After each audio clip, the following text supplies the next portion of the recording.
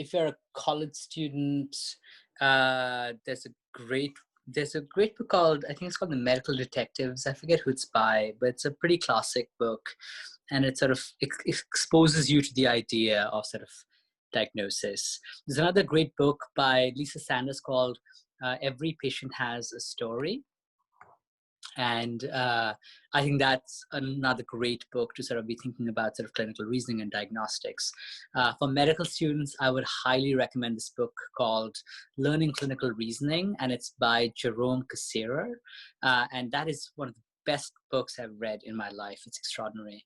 I'd also read this book called Evidence-Based Physical Diagnosis if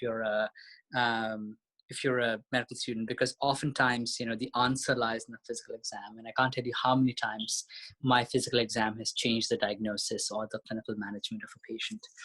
So it's just, you find the little clues. It is very, very Sherlockian that you see a spot in somebody and you suddenly know what's up.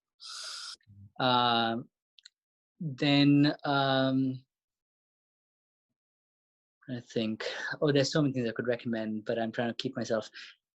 If I'm to be a little immodest, I might recommend my own book. It's called In the Space Between Moments, Finding Joy and Meaning in Medicine. And I wrote it in the year between my residency and my fellowship.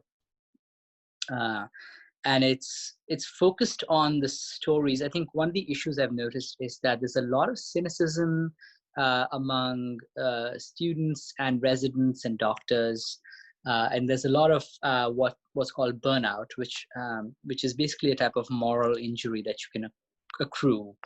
There are many, many, many reasons for it. It's a very complex phenomenon. And what I explain in the book is that there is a lot of beauty and joy in medicine. But what can happen is that the challenges of the day, which are very real, can blind us to those joys.